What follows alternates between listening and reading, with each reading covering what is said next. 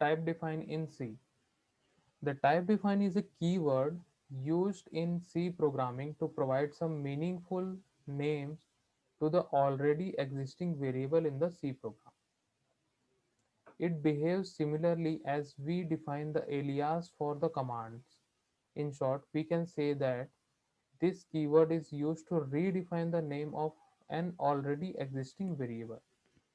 अब देखिए, यहाँ पे जो हम लोग ने कोई भी एक वेरिएबल बनाया, लाइक हमने यहाँ पे बनाया था स्टूडेंट, ठीक है, लास्ट प्रोग्राम में हमने बनाया था एक स्टूडेंट नाम का एक यूजर डिफाइंड वेरिएबल हमने क्रिएट किया था, ठीक है।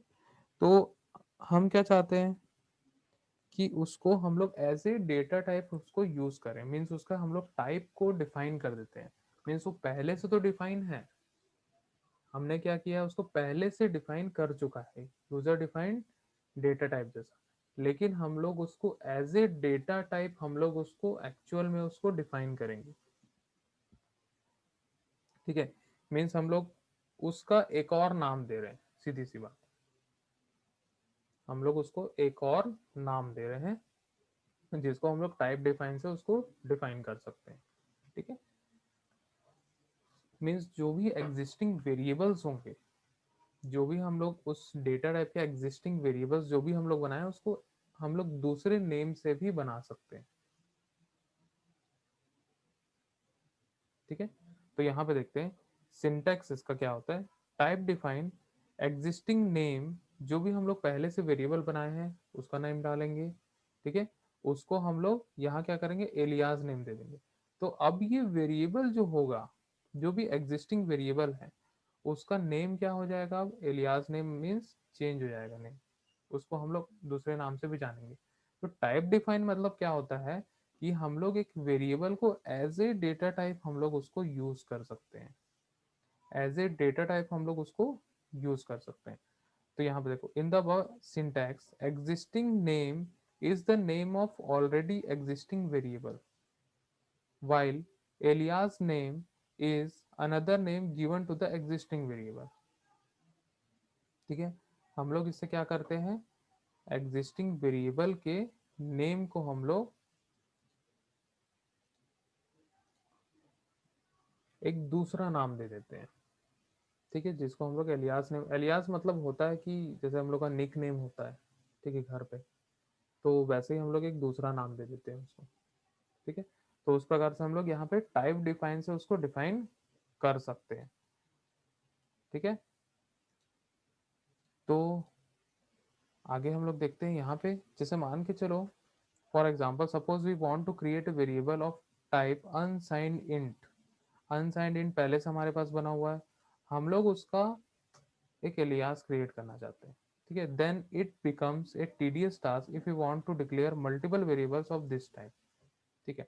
अगर हम लोग को सेम टाइप के मल्टीपल वेरिएबल्स हम लोग को बनाने हैं, ठीक है, तो ये बहुत बड़ा टास्क होता है, ठीक है। To overcome the problem we use a type defined keyword, ठीक है। यहाँ पे देखते हैं हम लोग, हमने यूज किया कीवर्ड टाइप डिफाइन और यहाँ पे यूज किया अनसाइंड इंट, और उसका एक वेरिएबल यहाँ पे बनाया यूनिट, ठीक है, उसका एक वेरिएबल हमने बनाया unit. In the above statement we have declared the unit variable of type unsigned int. Unit variable का टाइप क्या है, अनसाइंड इंट है, by using a type defined keyword. Type defined keyword से हम लोग इसका एक एलियास क्रिएट कर रहे हैं, ठीक है। Now we can create the variables of time type unsigned int by writing the following statement, ठीक है। अब यहाँ पे जो यूनिट है, ठीक है, इसको हम लोग क्या बना दिए, एज ए डेटा टाइप हम बना दिए, ठीक है। हम क्या बना दिए, यहाँ पे हर बार हम अब अनसाइंड इंट नहीं लिखेंगे, वहां पे हम क्या लिखेंगे, यूनिट ए और बी। यूनिट क्या लिखेंगे, यूनिट क्या है हमारा, वेरिएबल था, अब हमने उसको डेटा टाइप बना दिया, ठीक है। हमने क्या किया, उसको डेटा टाइप बना दिया, ठीक है, टाइप डिफाइंड कीवर्ड को लगा के। तो क्या हो गया, अब यहाँ पे हम लोग इस यूनिट नाम के वेरिएबल को एज ए डेटा टाइप हम लोग यूज कर सकते हैं।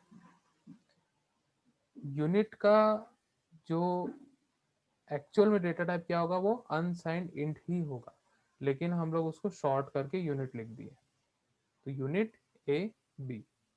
ठीक है, instead of writing unsigned int A B, यहाँ पे हम लोग लिख रहे हैं यूनिट ए बी। ठीक है, तो हम लोग इनडायरेक्टली यहाँ पे क्या कर रहे हैं, किसी भी एक वेरिएबल को एज ए डेटा टाइप हम लोग ट्रीट कर रहे हैं।